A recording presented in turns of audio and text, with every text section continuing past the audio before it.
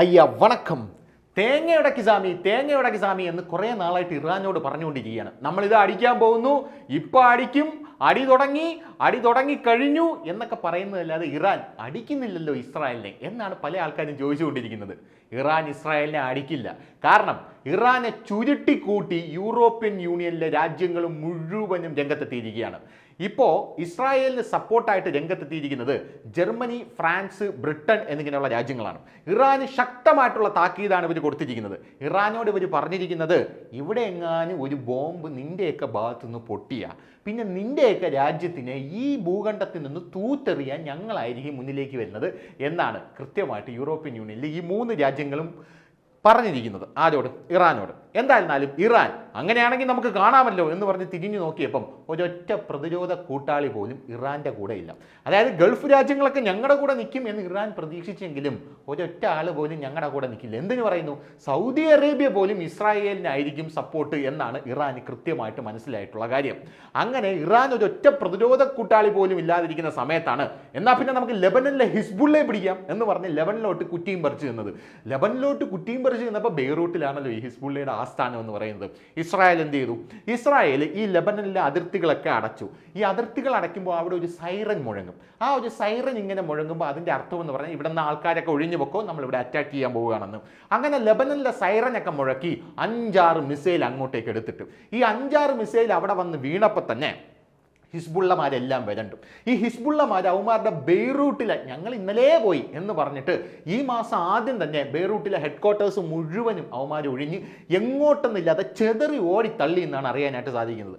അങ്ങനെ ഹിസ്ബുള്ളയുടെ ആൾക്കാർ മുഴുവൻ അവിടെ നിന്ന് ഓടിത്തള്ളിയ സാഹചര്യത്തിൽ ഈ മാസം ആദ്യം തന്നെ അവിടുത്തെ ഓഫീസ് മൊത്തം ഒഴിഞ്ഞു എന്നറിയാനായിട്ട് സാധിക്കുന്നു. ഓഫീസിലേക്ക് യൗമാരെ എല്ലാം അങ്ങ് ഹൂറികളുടെ അടുത്ത് എത്തിക്കാനായിട്ട് ഇസ്രായേലിൻ്റെ കമാൻഡോകൾ ചെന്നപ്പോൾ ഓഫീസ് കാലി അടിച്ച് കിടക്കുന്നു. പോരാത്തതിന് ഒരു കത്ത്, ഞങ്ങൾ പോകുന്നു, ഉപദ്രവിക്കരുത് എന്നൊരു കത്തും അവിടെ കണ്ടെന്നാണ് അറിയാനായിട്ട് സാധിക്കുന്നത്.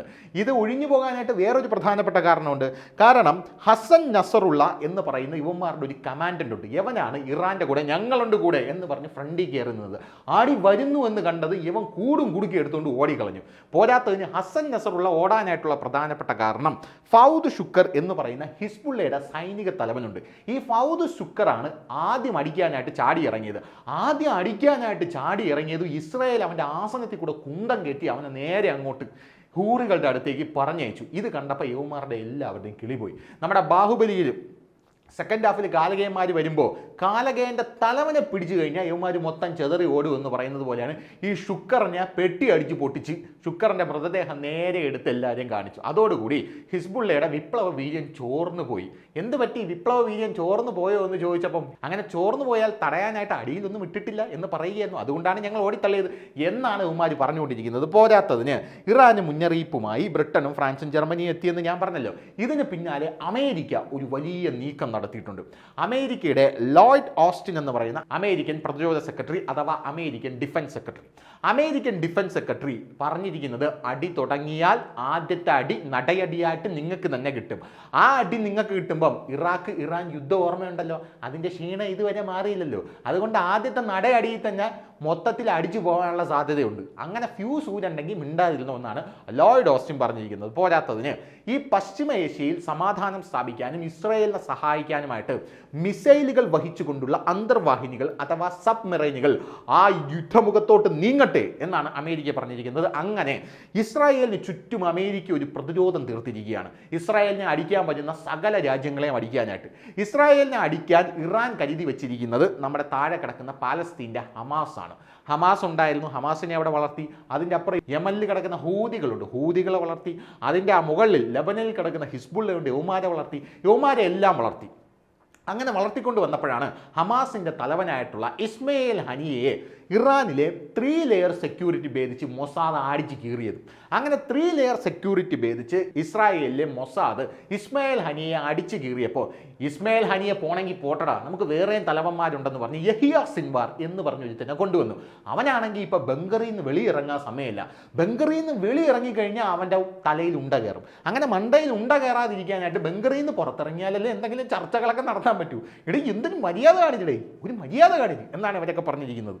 കാരണം യഹിയ സിൻവർ ബങ്കറിനകത്ത് ഒളിച്ചിരിക്കുകയാണ്. ബങ്കറിൽ നിന്ന് ഏത് നിമിഷം നീ പുറത്തിറങ്ങുമോ ആ നിമിഷം നിന്നെ തട്ടും എന്നാണ് ഇസ്രായേലിലെ മൊസാദ് കണക്ക് കൂട്ടി വെച്ചിരിക്കുന്നത്. ഇത് കൃത്യമായിട്ട് യഹിയ സിൻവറിനറിയാം.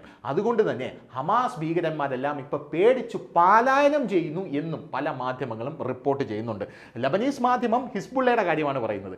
ലബനനിൽ ഹിസ്ബുള്ളയാണല്ലോ ഉള്ളത്. ഈ ഹിസ്ബുള്ള ലബനനിൽ കിടന്ന് പൊളയ്ക്കുന്നത് കണ്ടിട്ട് ലബനീസ് മാധ്യമങ്ങളെല്ലാം അവരെ പുകഴ്ത്തി എഴുതിയിരുന്നു. കഴിഞ്ഞ ദിവസം ലബനീസ് മാധ്യമങ്ങൾ കൊടുത്തത് ഇപ്പൊ ഹിസ്ബുള്ളയുടെ ആരെയും കാണാനില്ല, യുവമാരൊക്കെ എങ്ങോട്ട് പോയോ എന്തോ എന്നാണ് കൃത്യമായിട്ട് ലബനീസ് മാധ്യമം എഴുതിയിരിക്കുന്നത്. അതിന് പിന്നാലെയാണ് ഇവിടെ താഴെ ഹമാസിന്റെ ഭീകരന്, അതായത് യഹിയ സിൻവാർ, ഇനി ഇവനാണല്ലോ തലവന്റെ തല പോകുന്ന രീതിയിൽ ഇസ്രായേൽ നോട്ടം ഇട്ട് വെച്ചിരിക്കുന്നത്. നമ്മുടെ ജയിലർ സിനിമയിൽ മോഹൻലാലിന്റെ ഒരു സീനുണ്ട്. മോഹൻലാൽ രജനീകാന്ത് വന്നിരിക്കുമ്പോൾ ഏറ്റവും വലിയ വില്ലനാണ് അവിടെയുള്ള വിനായകൻ എന്ന് പറയുന്നത്.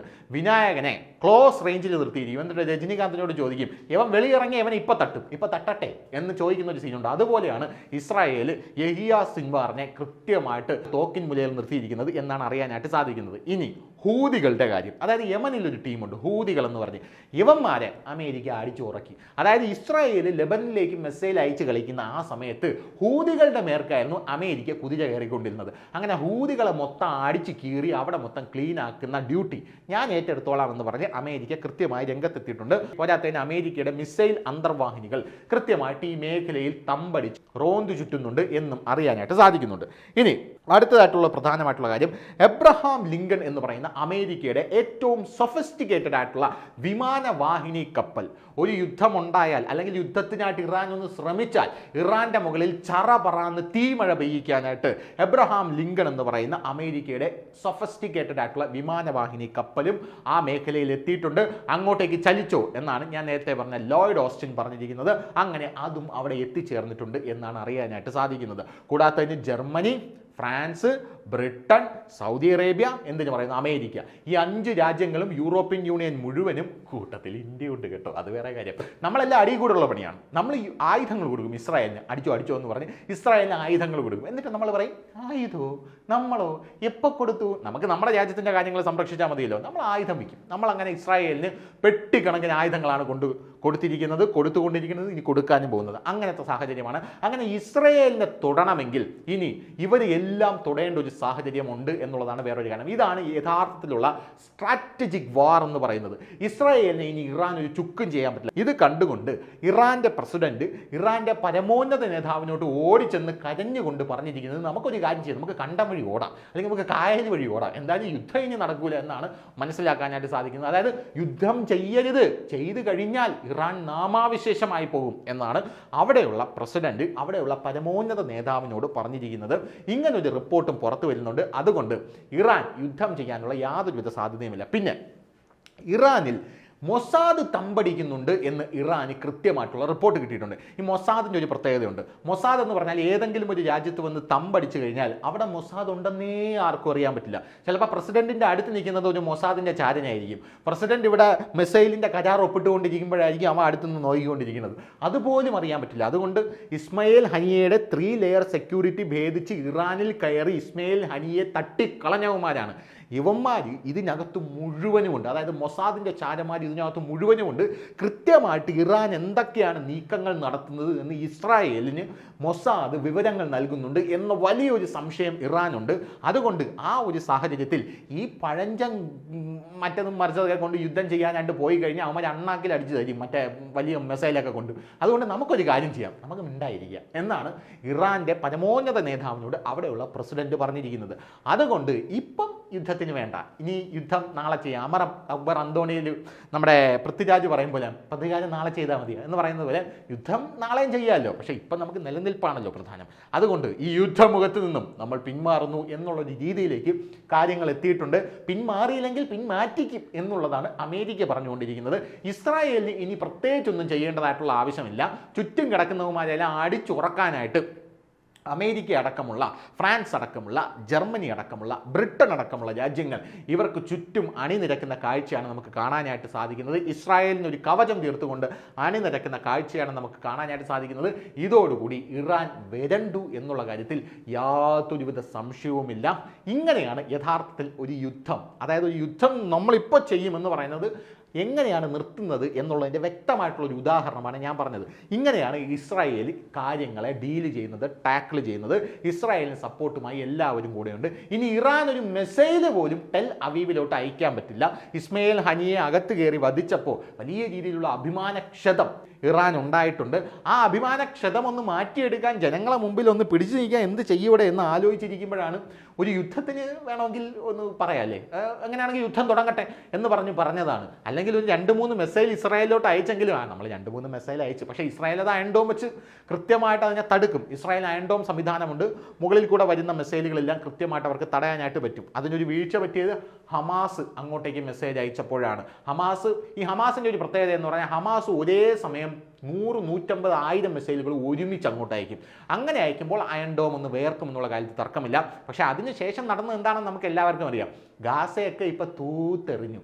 ഗാസയിലൊന്നും ഇപ്പം ഒരു ചെടി പോലും മുളയ്ക്കാത്ത രീതിയിൽ തരിശു ഭൂമിയാക്കി ഇസ്രായേൽ ഇട്ടിരിക്കുകയാണ്. അത് കഴിഞ്ഞ് ഇസ്രായേൽ റഫയിലോട്ട് കടന്നിരിക്കുകയാണ്.